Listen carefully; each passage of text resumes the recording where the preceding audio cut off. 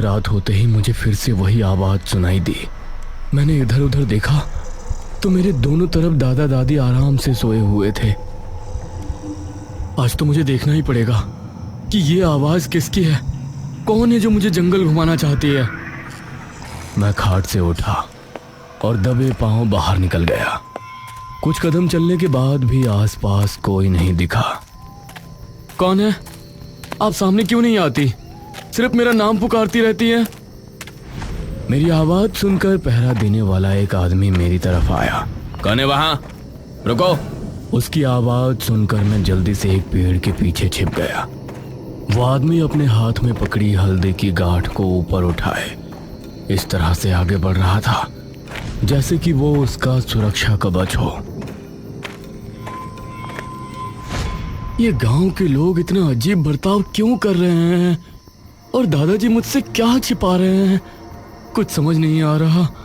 उस आदमी के जाने के बाद मैं जंगल की तरफ रवाना हो गया। रास्ता सुनसान था और काफी डरावना, लेकिन इस समय मेरे मन में जो सवाल उठ रहे थे उसको जानने के लिए मुझे हिम्मत रखना बहुत जरूरी था। अब जंगल मेरे ठीक सामने था। मैंने कदमों को रोका और उस जंगल को देखने लगा जिसमें काले अंधेरे में चमकते जुगनुओं की रोशनी काफी दिलचस्प लग रही थी। अगर आप मुझे जंगल दिखाना चाहती हैं तो सामने आना पड़ेगा, वरना मैं जा रहा हूं। अरे नहीं नहीं रोहन, मैं आ रही हूँ, रुको। मैंने देखा एक औरत काला लबादा पहने हुए मुझे हाथ के इशारे से उसके पास बुला रही है। इस औरत के हाथ में भी एक लालटेन था और उसका चेहरा पूरी तरह से ढका हुआ था।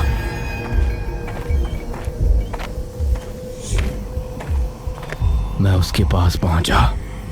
मेरे साथ आओ रोहन।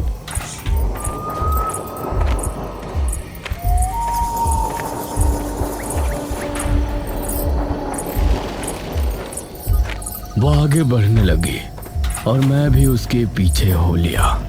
आपने अपना चेहरा क्यों छिपाया हुआ है? अगर आप शक्ल दिखा देती तो। इस पर वो कुछ नहीं बोली। मैं उसके साथ साथ आगे बढ़ रहा था और अब मुझे जंगल का एक अलग ही नज़ारा दिखाई दिया। वो जंगल का बहुत ही खूबसूरत हिस्सा था। वहाँ चारों तरफ घने पेड़ थे। जमीन पर छोटे छोटे पौधे उगे हुए थे जिन पर खूबसूरत फूल लगे थे और यहाँ की जमीन बहुत साफ सुथरी थी। सामने ही एक झरना भी बह रहा था। अरे वाह, इतना प्यारा जंगल! मुझे तो यकीन ही नहीं होता। पता नहीं क्यों दादाजी मुझे यहाँ आने नहीं देते थे। यह कहकर मैं झरने की तरफ दौड़ा, लेकिन तभी मुझे एक झटका सा लगा और दूर जा गिरा।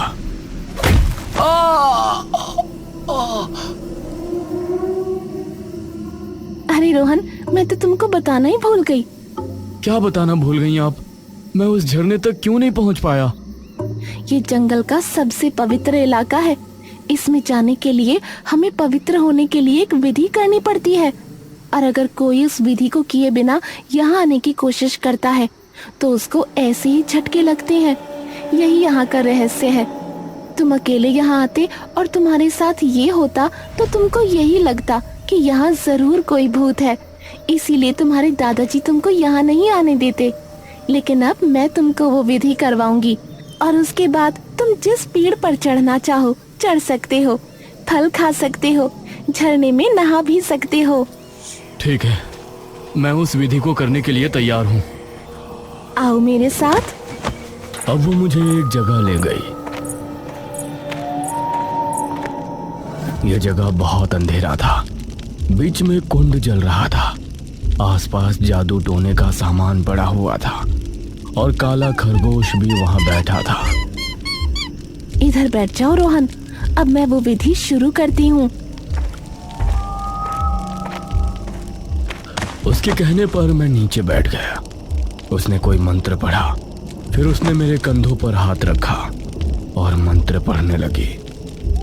ओम भीम क्लीम काली मुंडाए विच्छे। मैं चुपचाप वहां बैठा था। तभी अचानक से वो चीखते हुए मुझसे दूर हो गई। क्या हुआ आपको?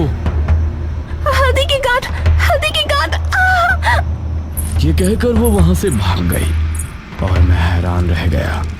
हल्दी की गांठ? उसने ऐसा क्यों बोला? मुझे अब कुछ समझ में नहीं आया। मैं घर की तरफ भागा और चुपचाप जाकर अपनी खाट पर लेट गया। लेकिन मेरे मन में अभी भी सवाल उठ रहा था कि उसने हल्दी की गांठ का नाम क्यों लिया। इत्तेफाक से उसी समय मुझे मेरी जेब में कुछ महसूस हुआ। मैंने जेब में हाथ डालकर देखा तो मेरी जेब में एक हल्दी की गांठ थी। हैं? ये कहां से आई? इस घटना से मेरे मन में अब एक और सवाल उठ गया कि अब इस हल्दी की गांठ का क्या रहस्य है, और वो औरत गांठ की वजह से मुझे क्यों छोड़ भागी। और अगर वो कह रही थी कि जंगल के उस इलाके में जाने के लिए पवित्र होना पड़ता है, तो क्या गांव में सब अपवित्र है? उसी रात गांव के घर में एक अधेड़ उम्र दंपत्ति आपस में बातें कर रहे थे, मंगू ताया और नंदिनी ताई। मेरा चश्मा आखिर कहाँ गया? तुमने उसे अभी तक नहीं ढूंढा? जी, मैंने तो आपका चश्मा धोकर आपकी खाट के पास ही रखा था। आपने ही उसे खो दिया है। तुम जवानी में भी लापरवाह थी और अब भी लापरवाह ही हो। उसी समय गांव की गलियों से कोई गुजर रहा था। उसने अपने आप को चादर से पूरी तरह से ढका हुआ था।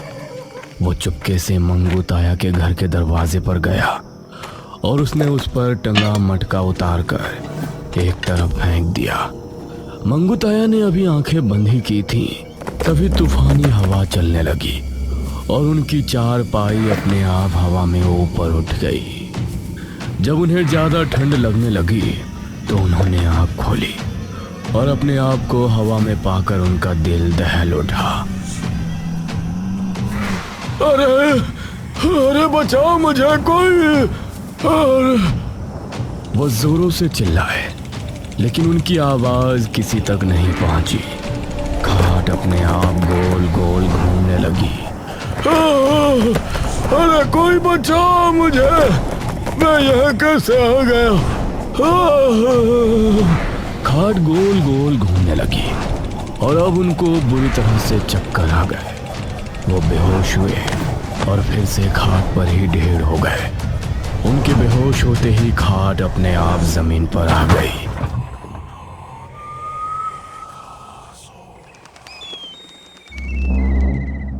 सुबह उनकी आंख खुली तो उन्होंने खुद को आंगन में पाया। उस समय ताई झाड़ू लगा रही थी। नंदिनी, तुमको पता है कल रात हमारे साथ क्या हुआ? क्या होता?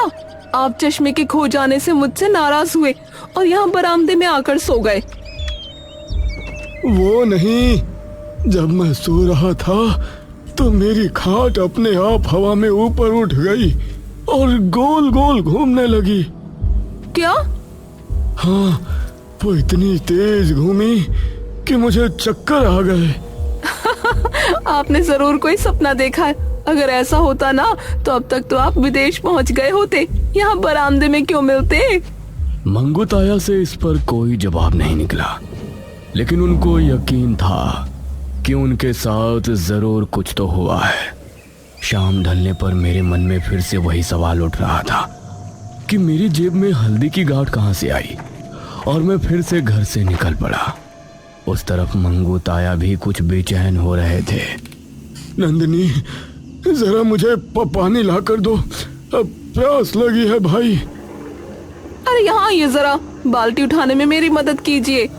मैं उस समय मेरे घर पर बैठा था और खिड़की से मुझे नंदिनी ताया हत्थी के नल के पास खड़ी नजर आई। अरे तुम हो कहाँ भाई? मैं यहाँ हूँ हत्थी के नल के पास, जल्दी आइए। नंदिनी की आवाज सुनकर ताया घर से निकले और हत्थी के नल पर पहुंचे। उन्होंने पाया कि नंदिनी ताया एक बाल्टी लिए हुए खड़ी है। तुमसे यह बाल्टी नहीं उठती, इसे तो तुम रोजाना अकेले ही घर ले आती हो। यह सुनकर नंदिनी ताई ने कोई जवाब नहीं दिया। उसकी आंखें अचानक से लाल लाल चमक उठी और उसके चेहरे पर गुस्सा उभर आया। क्या हुआ नंदिनी? उन्होंने ताया का पैर पकड़ा और उनको जंगल की तरफ घसीट ले गई। ये देखकर मुझे बहुत अजीब लगा, लेकिन मैं चुपचाप अपनी आंखें बंद करके सो गया। नंदिनी बहुत तेज भाग रही थी। ताया की घिसटते हुए हालत खराब हुए जा रही थी। बिजली की रफ्तार से नंदिनी कुएं के पास जाकर रुकी।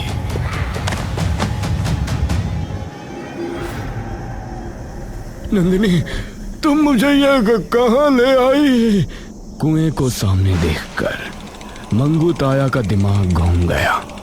उन्होंने नंदिनी की तरफ देखा तो देखते ही देखते वो भयानक शैतान में तब्दील हो गई। उसने ताया को पकड़ा और उन्हें कुएं के अंदर ले गया।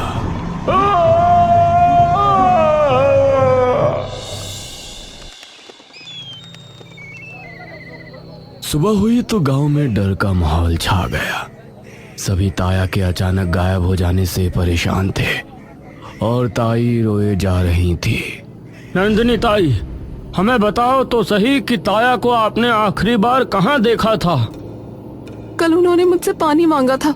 मैंने मटके से पानी लिया और उनको देने के लिए बाहर पहुंची तो वो बरामदे में थे ही नहीं। यह सुनकर मुझे बहुत अजीब लगा। ताई, आप झूठ क्यों बोल रही हो? क्या मतलब है तुम्हारा? ताई क्यों झूठ बोलेंगी? दादाजी, कल शाम मैंने बरामदे में देखा था कि ताई हत्थी के नल से पानी भर रही थी। उसके बाद ताया भी वहां आए और फिर ताई ताया का हाथ पकड़कर जंगल में ले गईं। हे भगवान, ये तो अनर्थ हो गया। मेरे मुंह से ये बात सुनने के बाद किसी ने भी ताई से कोई सवाल नहीं किया, बल्कि सबके सब डर गए। क्या तुम्हारे घर के बाहर मटका टंगा है? तभी एक आदमी ने घर की चौखट पर जाकर देखा तो वहां कोई मटका नहीं था। जरूर वही उन्हें ले गया है। अब मेरे मन में उठ रहे सवालों की हद पार हो गई थी और मैंने अब दादाजी से गरज कर कहा, दादाजी, आप लोग इतना क्यों डर रहे हैं? मुझे कुछ बताइए तो सही। इस गांव में आखिर चल क्या रहा है? क्यों कोई जंगल नहीं जाना चाहता? क्यों हम लोग अपने घर के बाहर मटकियां लटकाते हैं? और क्यों रमेश चाचा के बचने पर सब उनकी बीवी से नाराज थे? और अब मंगू ताया के गायब होने के बाद आप लोग क्यों ताई से कुछ पूछते नहीं कि वो उन्हें कहाँ ले गई थी और मटकी के बारे में बात कर रहे हैं? बेटा, वो ताई नहीं थी। ताई तो उस समय अपने घर में थी। तो कौन थी वो? नहीं मुखिया जी, इसे मत बताइए, यह अभी बच्चा है। महेश बाबू, अब हमें रोहन को सब कुछ बताना ही पड़ेगा, वरना ये खुद पता लगाने पर आ गया तो इसकी जान को खतरा हो सकता है। इस पर दादाजी चुप हो गए। रोहन बेटा, हमारा गांव पहले बहुत खुशहाल था और उस दिन हमारी खुशियों को किसी की नज़र लग गई। गांव के एक आदमी ने देखा कि इस गांव की एक विधवा औरत मंजरी कुएं के पास बैठे हुए कोई मंत्र विद्या कर रही है। मंजरी रोजाना जंगल जाती और फिर कुएं के पास बैठकर ना जाने कौन सा जादू टोना किया करती। उसकी इस हरकत से हम सभी हैरान थे। धीरे धीरे ये बात पूरे गांव में फैल गई। मुखिया जी, वो मंजरी ना जाने कुएं के पास बैठकर कौन सी तंत्र विद्या करती है। हमें तो वो औरत बिल्कुल भी ठीक नहीं लग रही। अगर ये बात है तो हम उस मंजरी से बात करके देखते हैं, वही बताएगी कि ऐसा वो क्या करती है। हम सभी इकट्ठा होकर मंजरी के पास पहुंचे। मंजरी, तुम यह क्या करती रहती हो? बताओ हमें। मुखिया जी, मैं जो कुछ भी कर रही हूँ इस गांव की भलाई के लिए कर रही हूँ। क्या मतलब है तुम्हारा? ऐसा क्या कर रही हो तुम? मैंने काले जादू में महारत हासिल की है और अपनी तंत्र विद्या की शक्ति से ही मैंने एक शैतान को इस कुएं के अंदर सिद्ध किया है। जब भी गांव के किसी आदमी पर मुसीबत आएगी तो वो इस कुएं पर आकर अपनी इच्छा मांग सकता है और वो पूरी भी होगी। कुएं में शैतान? ये सुनकर सभी डर गए। मंजरी, हमें कुछ भी समझ में नहीं आ रहा। एक शैतान भला हमारी इच्छा पूरी क्यों करेगा? सरपंच जी, वो जरूर करेंगे। उनसे इच्छा पूरी करवाने की एक छोटी सी विधि है। हमें सबसे पहले किसी भी इंसान की एक चीज लेनी है, उसके बाद काले लिबास में हाथ में लालटेन लिए इस कुएं पर आना है। फिर हमें अपनी इच्छा मांगनी है। उसके बाद जो चीज हम लेकर आए हैं उसे इस कुएं में डाल देना है और उसके बाद वो जलता हुआ लालटेन भी कुएं में फेंक देना है। उसके बाद अंधेरे में ही यहाँ से चले जाना है। ऐसा करने के बाद कुछ ही दिनों में जिस इंसान की चीज हमने इस कुएं में फेंकी थी, शैतान उसे इस कुएं में खींच लेगा और हमारी इच्छा पूरी हो जाएगी। ये सुनकर हम सभी की हैरानी का कोई ठिकाना नहीं था। यह क्या मतलब, हम अपनी इच्छा पूरी करने के लिए किसी की जान का सौदा करें? सरपंच जी, जिस इंसान ने हमें नुकसान पहुंचाया हो, हम उसको खत्म करने के लिए इसका इस्तेमाल कर सकते हैं।